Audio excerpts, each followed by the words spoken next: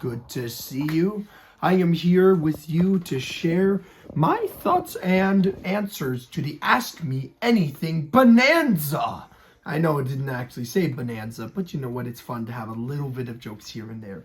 So here is the Ask Me Anything section. I have 11 questions that have been really kind of out of hundreds of questions. Only 11 have been chosen because, to be honest with you, there were a lot of questions. And starting off with one of the most popular questions, what is the difference between autism and being neurodiverse? Now, neurodiversity, I want you first to think about that word as a giant tree. And it has many different types of branches. Autism is one of those many branches. Some of the other ones might include ADHD, autism, anxiety, dyslexia. And these all fall under the neurodiverse brain set because neuro means brain, and it usually represents how everybody has their own unique version of what they have. So it's not about being different. It's also really important to remind ourselves that our brains are unique in the way that they process things. So if you have autism and I have autism, my autism and your autism are going to be entirely different. Just like how one tree branch is not the same as another tree branch. They are all unique, which is actually quite awesome to think about that. And one of the second most unpopular questions that I've had is, with having a disability, why do you wear headphones? Like, is it because you don't want to hear anything or you're listening to music? Well, let's just say the world is very loud. The world is very, very loud. So sometimes I need these headphones to tone down on those voices. Let's say that you guys want to talk, or I'm doing a class and they're trying to discuss with each other. All of these extra voices, they just roll around and bounce in my head, and I have to squint my eyes and clench my fist because there's just so many voices. So I wear these headphones to help me limit myself and help me calm down so I don't get stressed out, because I don't know about you, but loud noises and multiple voices, it just throws me in a loop. It just prevents me from having my head inside of a drum set, if you think about it, because if my head was in a drum set, it would be very loud. So these headphones help me tone it down a little bit. The third one is, do you have any jobs other than making art? And I will say absolutely. Not only am I an artist and I teach art classes in the schools, I love running my nonprofit group for disabilities with disabilities, the Super Ability Crew. Love that. But also, I host a podcast called SOS Sides of the Spectrum. And honestly, there are so many things. I always love saying this. I have done music making, video game creation, and many others, because I like to say whatever I can do, I want to at least try and do it once. And very important, the Super Ability Crew and SOS Sides of the Spectrum, both of them are hosted by me, not hosted by anybody else. So I run the podcast, I do the podcast, I create it from the start to the end, and our programs from the start to the end. So I really feel like I want you guys, if you ever want to create something, make sure that you have some help, obviously, but I want you guys to come up with the ideas, share the ideas, and really get your ideas out there. So if you have a job and you want to do it, you got to put 110%. I know you can't do 100%. The max a person can do is 100%, but I want you to squeeze out that extra 10%. You got to really try for it. Okay, I love you too.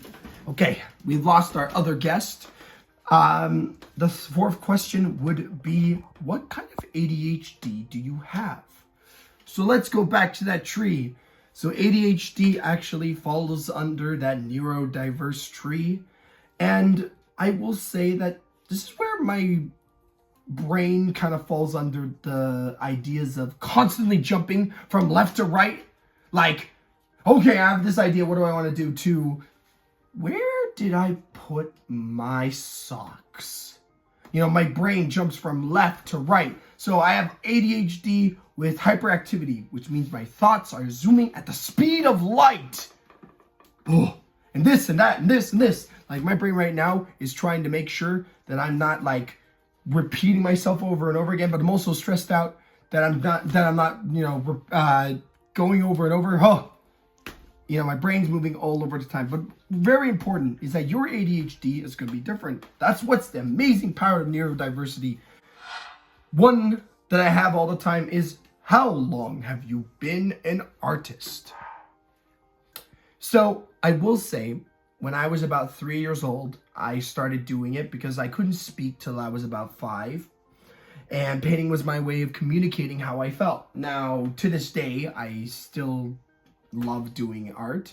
But in a way, to this very day, I still use it as a way of communicating how I'm feeling. But also, I'm being verbal as well. Because art captures the color. And you can't show somebody color. Like, I can't just magically appear the color blue. I would need to show you a picture of an ocean, like the one over there. I would need to show you that ocean to show you that I am feeling free, flowing like a fish.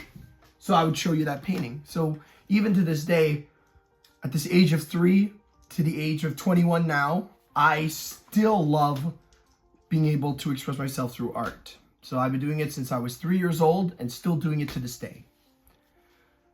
This one's a really hard one. Are you ready for this? My friend has autism, but he can't talk. How come you can talk? Well, here comes that tree once more time. Autism is a spectrum. If you've ever heard, some people say the autism spectrum. And usually it means that it looks different, or it is different for everyone. Some people don't talk at all, and some use devices. Some talk all the time, like me. I can't stop talking to you guys right now. Some use sign language. Some people use sign language, or some do a mix. None of these ways are better or worse. What's important is that we just communicate differently. So just remember, your friend is going to communicate differently to how I'm communicating to you right now, because we all have our own unique way of communication.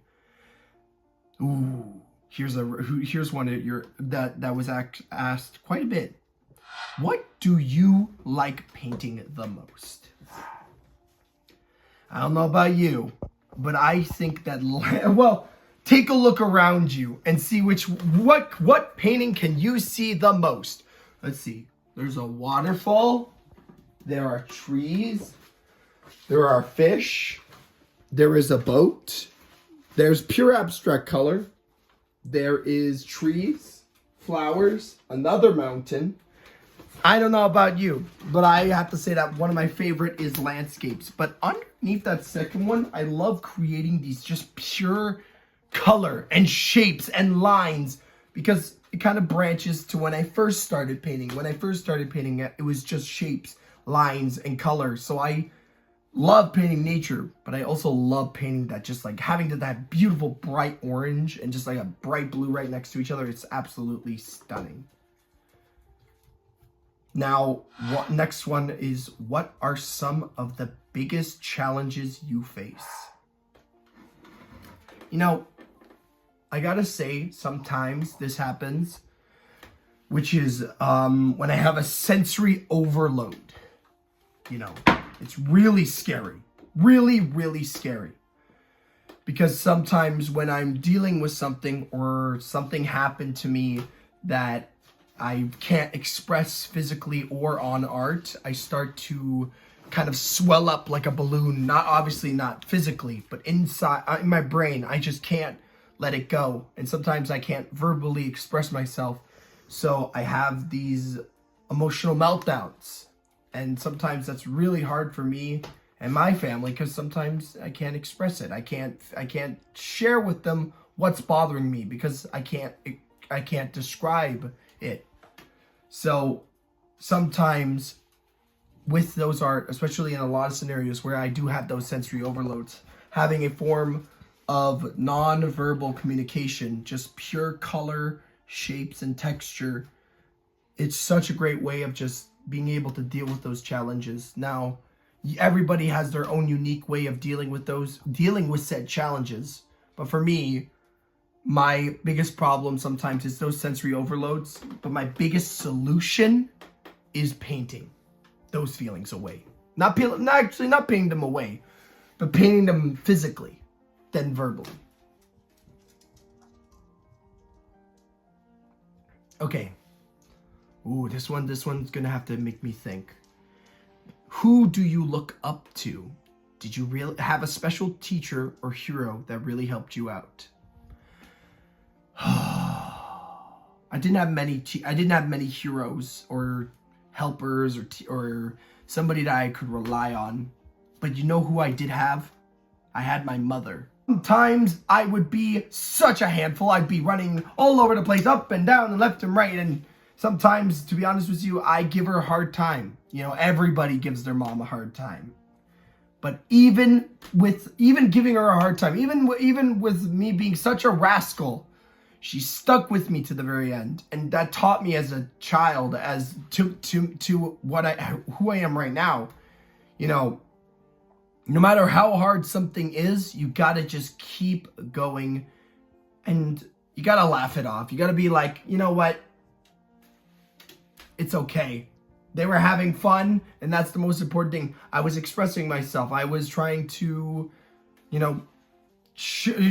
be expressive in my own weird way. You know, thanks to my mom, I'm so understanding.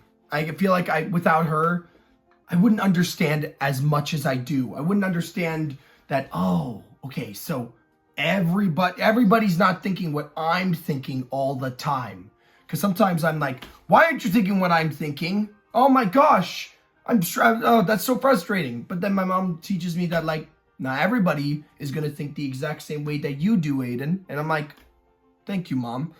So if you guys have ever felt like your mom has been a big inspiration to you, say thank you. Say thank you so much for being my mom. Because without my mom, I would definitely not be who I am. I would not have gotten as far as I have. And to my mom right now, thank you so much, Mama. I appreciate it. Whew. Let's not get too sad here. We got more questions to ask. 3 more left. I hope you're staying with me here. Technically this would be number 9. When you talked about yourself, you said you had anxiety.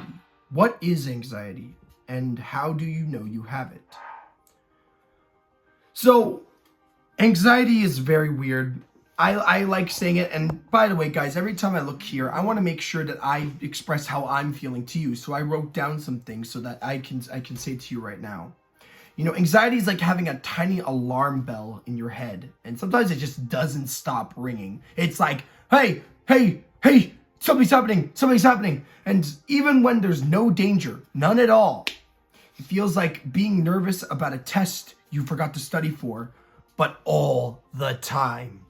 You might have anxiety if your brain constantly tells you, what if something does go wrong? What happens if the worst thing possible is going to happen?